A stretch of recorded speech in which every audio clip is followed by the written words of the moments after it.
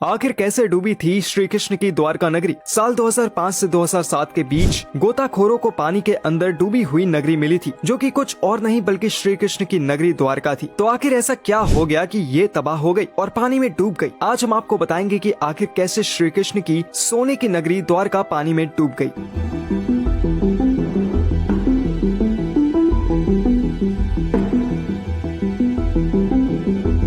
Disclaimer, ये video में कोई भी निजी राय नहीं है, बल्कि इंटरनेट और किताबों से निकली गई जानकारी है। धन्यवाद। सबसे पहले जानते हैं कि आखिर श्री कृष्ण द्वारका क्यों गए थे। दरअसल कृष्ण ने राजा कंस का वध कर दिया तो कंस के श्रवसुर मगधपति जरासंध ने कृष्ण और यदुओं का नामो निशान मिटा देने की ठान रखी थी। वो मथुरा और यादुओं पर बराबर आक्रमण करता था। उसके कई मलेच्छ और यवनी मित्र राजा थे और आखिरी में यादुओं पर बाकी मथुरा वासी की सुरक्षा को ध्यान में रखते हुए कृष्ण ने मथुरा को छोड़ने का निर्णय लिया। फिर विनिता के पुत्र गरुड़ की सलाह और ककुन्नी के आमंत्रण पर कृष्ण कुशस्थली आ गए। वर्तमान द्वारिका नगर कुशस्थली के रूप में पहले से ही मौजूद थी। कृष्ण ने इसी उजाड़ हो चुकी नगरी को बसाया। कृष्ण अपने 18 नए कुल बंधुओं के साथ द्वारिका आ गए। यहीं 36 वर्ष राज करने के बाद उनका यहाँ देहावसान हुआ। द्वारिका के समुद्र में डूबे जाने और यादवों कुलों के नष्ट हो जाने के बाद कृष्ण के प्रपौत्र वज्र अथवा वज्रनाभ द्वारिका के यदुवंश के अंतिम शासक थे, जो यदुओं की आपसी लड़ाई में जीवित बच गए। द्वारिका के समुद्र में डूबने पर अर्जुन द्वारिका गए और वज्र तथा शेष बची यादव महिलाओं को हस्तिनापुर ले गए। कृष्ण के प्रपुत्र वज्र को हस्तिनापुर में मथुरा का राजा घोषित किया। वज्रनाभ के नाम से ही मथुरा क्षेत्र को ब्रज मंडल कहा जाता है। आगे बढ़ने से पहले एक सवाल, श्री कृष्ण की बहन का नाम क्या था? ए सुभद्रा, बी रुक्मणी या सी द्रौपदी? कमेंट में जरूर बताएं। दोस्तों, श्री कृष्ण की सुनहरी नगरी द्वारका पानी में डूब गई। उसके पीछे 2 श्राप का कारण बताया जाता है। सबसे पहले जो श्राप गांधारी द्वारा श्री कृष्ण को दिया गया था और दूसरा श्राप जो कि उनके वंश को दिया गया था ऋषि द्वारा। और पहले श्राप की बात करें तो महाभारत के युद्ध में पांडवों की जीत के बाद श्री कृष्ण ने युधिष्ठिर को राजगद्दी पर बैठाया था और राज्य से जुड़े नियम कानून उन्हें समझाकर वो कौरवों की माता गांधारी से मिलने पहुँचे। कान्हा के आने पर गांधारी फूट फूट कर रोने लगी और फिर क्रोधित होकर उन्होंने श्री कृष्ण को श्राप दिया, क्योंकि उनके हिसाब से उनके 100 पुत्र को मारने के पीछे सबसे बड़ा हाथ बस श्री कृष्ण का था। और इस श्राप को श्री कृष्ण ने खुद खुशी खुशी स्वीकार किया था। उन्हें भी पता था कि अगर वो गांधारी के पास जाएंगे तो उन्हें वो श्राप जरूर देगी। उसके बाद भी वो वहाँ पर गए थे और श्राप में उन्होंने कहा था कि जिस तरह तुमने मेरे कुल का नाश किया है, तुम्हारे कुल का अंत भी इसी तरह होगा। श्री कृष्ण साक्षात भगवान थे, चाहते तो इस श्राप को निष्फल कर सकते थे, लेकिन उन्होंने मानव रूप में लिए अपने जन्म का मान रखा और गांधारी को प्रणाम करके वहाँ से चले गए। और ऐसे उन्हें और उनके कुल को पहला श्राप लगा। इसके बाद दूसरा श्राप ऋषि द्वारा श्री कृष्ण और उनके पूरे कुल को दिया गया था और ये सब उनके पुत्रों की गलती से हुआ था। श्री कृष्ण के पुत्र सांब अपने मित्रों के साथ हंसी ठिठोली कर रहे थे। उस समय महर्षि विश्वामित्र और कण्व ऋषि ने द्वारका में प्रवेश किया। जब सांब के नवयुक्त मित्रों की दृष्टि इन महान ऋषियों पर पड़ी तो वे इन पुण्य आत्माओं का अपमान कर बैठे। इन युवकों ने सांब को एक महिला के वेश में तैयार किया और महर्षि विश्वामित्र तथा कण्व ऋषि के सामने पहुंचकर उनसे बोले, ये स्त्री गर्भवती है, आप देखकर बताइए कि इसके गर्भ से क्या उत्पन्न होगा। दोनों ही ऋषि युवकों से इस परिहास से अत्यंत क्रोधित हुए और उन्होंने कहा कि इसके गर्भ से एक मूसल उत्पन्न होगा, जिससे तुम जैसे दुष्ट, असभ्य और क्रूर लोग अपने समस्त कुल का नाश कर लेंगे। इस घटना का पता श्री कृष्ण को चला तो उन्होंने कहा कि ये ऋषियों की वाणी है, व्यर्थ नहीं जाएगी। और अगले ही दिन सांब ने एक मूसल उत्पन्न किया। इस मूसल को राजा उग्रसेन ने समुद्र में फेंकवा दिया ताकि इसका इस्तेमाल कोई न कर सके और होनी को टालने की कोशिश की जा सके। साथ ही श्री कृष्ण ने नगर में घोषणा कर दी कि अब कोई भी नगरवासी अपने घर में मदिरा नहीं बनाएगा, क्योंकि कृष्ण नहीं चाहते थे कि उनके कुल के लोग और संबंधी मदिरा के नशे में कोई अनुचित व्यवहार पर परिवार सहित एक दूसरे का नाश कर बैठे, क्योंकि ऋषियों की वाणी तो सच होनी ही थी। अब उस वक्त यादवों में काफी ज्यादा गुरूर आ गया था, जिस वजह से मदिरा सीधे उनके दिमाग पर काबू कर लेती थी और ऐसे में उनसे क्या पाप होते थे ये तो कोई भी नहीं जानता। और यादवों को मदिरा पीना बेहद पसंद था, यानी ये सब धीरे धीरे अधर्मी बनते जा रहे थे। धार्मिक पुस्तकों के आधार पर महाभारत युद्ध के 36वें वर्ष में द्वारका नगरी में बहुत अपशकुन होने लगे थे। यहाँ एक कहानी के मुताबिक चूहों की आबादी भी काफी ज्यादा बढ़ गई थी, जिससे अनाज भी बिगड़ रहा था। उन लोगों का रहना भी मुश्किल हो रहा था। यहाँ पर एक के बाद एक मुसीबत आती जा रही थी। ऐसे में श्री कृष्ण समझ गए थे कि गांधारी का श्राप अब सच होता दिख रहा है। कान्हा ने सभी यदुवंशी पुरुषों को तीर्थ पर जाने के लिए कहा। इस पर सभी लोग द्वारका नगरी से तीर्थ के लिए निकल गए। प्रभास क्षेत्र में आने पर विश्राम के दौरान किसी बात पर ये लोग आपस में भिड़ गए। ये बहसबाजी झगड़े में बदली और झगड़ा मारकाट में बदल गया। इस दौरान ऋषियों का श्राप इस रूप से फल फली फूलित हुआ कि सामने जिस मसूल को उत्पन्न किया था उसके प्रभाव से प्रभास क्षेत्र में खड़ी एरका घास को लड़ाई के दौरान जो भी उखाड़ता वो एरका घास मूसल में परिवर्तित हो जाती। और ये कोई ऐसी वैसी मूसल नहीं थी, ये एक ऐसी मूसल थी जिसका एक प्रहारी व्यक्ति के प्रमाण लेने के लिए पर्याप्त था। इस लड़ाई में श्री कृष्ण के पुत्र प्रद्युम्न भी मारे गए। सूचना मिलते ही कान्हा प्रभास क्षेत्र पहुँचे। अपने पुत्र और प्रियजनों की मृत देखकर श्री कृष्ण ने क्रोध में वहाँ खड़ी एरका घास उखाड़ ली और हाथ में आते ही उस घास ने मूसल का रूप ले लिया। लड़ाई में जो लोग मरे रह गए थे, जिन्होंने अपने परिजनों को मारा था, श्री कृष्ण ने एक एक वार से उन सभी का वध कर दिया। अंत में सिर्फ श्री कृष्ण, उनके साथी दारुक और बलराम बचे। इस पर श्री कृष्ण ने दारुक से कहा कि हस्तिनापुर जाकर अर्जुन को यहाँ ले आओ। फिर बलराम को वहीं रुकने को कहा और स्वयं अपने पिता को इस संसार के बारे में सूचित करने द्वारका चले गए। कान्हा ने वासुदेव जी को इस नरसंहार के बारे में बताया और कहा कि जल्द ही यहाँ अर्जुन आएंगे। आप नगर की स्त्रियों और बच्चों को लेकर अर्जुन के साथ हस्तिनापुर चले जाइए। जब श्री कृष्ण वापस प्रभास क्षेत्र पहुँचे तब बलराम जी ध्यान अवस्था में बैठे थे। वो समाधि लेने की तैयारी में थे। कान्हा के पहुँचते ही उनके शरीर से शेषनाग निकले और श्री कृष्ण के आशीर्वाद से वो बैकुंठ धाम पहुँच गए और इस तरीके से बलराम जी ने अपने प्रमाण को त्यागा था। अब श्री कृष्ण इधर उधर घूमते हुए अपने जीवन और गांधारी के श्राप के बारे में विचार करने लगे और फिर एक पेड़ की छांव में बैठ गए और कुछ कहानी के अनुसार वो समाधि लेने के ध्यान में बैठे थे और अपने देह को त्यागने ही वाले थे। इसी समय जरा नामक एक शिकारी का वाण उनके पैर में आकर लगा, जिसने दूर से उनके पैर के अंगूठे को हिरण का मुख समझकर वाण चला दिया था। जब वो शिकारी शिकार उठाने पहुंचा तो श्री कृष्ण को देखकर क्षमा मांगने लगा। कान्हा ने उसे अभय दान देकर देह त्याग दी। अर्जुन ने द्वारका पहुंचकर वासुदेव जी को कहा कि वो नगर में शेष बचे सभी लोगों को हस्तिनापुर चलने की तैयारी का आदेश दें। फिर अर्जुन ने प्रभास क्षेत्र जाकर सभी युद्धवंशियों का अंतिम संस्कार किया। अगले दिन वासुदेव जी ने प्राण त्याग दिए। उस पर उनका अंतिम संस्कार कर अर्जुन सभी महिलाओं और बच्चों को लेकर द्वारका से निकल गए। जैसे ही उन लोगों ने नगर छोड़ा, द्वारका का राजमहल और नगरी समुद्र में समा गई। उसी नगरी के पिलर और अवशेषों के बारे में समुद्र से जुड़ी अलग अलग रिसर्च के दौरान जानकारी मिलती रही। पहले भारतीय वायुसेना के पायलट्स ने समुद्र के ऊपर से उड़ान भरते हुए नोटिस किया था और उसके बाद 1970 के जामनगर के गजेटियर में एक समय था जब लोग कहते थे कि द्वारिका नगरी एक काल्पनिक नगर है, लेकिन इस कल्पना को सच साबित कर दिखाया आर्कियोलॉजिस्ट प्रो ASR ने। प्रोफेसर राव और उनकी टीम ने 1969 से 80 में समुद्र में 560 मीटर लंबी द्वारिका की दीवार की खोज की। साथ में उन्हें वहाँ पर उस समय के बर्तन भी मिले जो 1528 ईसा पूर्व से 3000 ईसा पूर्व के हैं। इसके अलावा सिंधु घाटी सभ्यता के भी कई अवशेष उन्होंने खोजे। उस जगह पर भी उन्होंने खुदाई में कई रहस्य खोले जहाँ पर कुरुक्षेत्र का युद्ध हुआ था। पहले 2005 फिर 2007 में भारतीय पुरातत्व सर्वेक्षण के निर्देशन में भारतीय नौसेना के गोताखोरों ने समुद्र में समाई द्वारिका नगरी के अवशेषों के नमूनों को सफलता पूर्वक निकाला।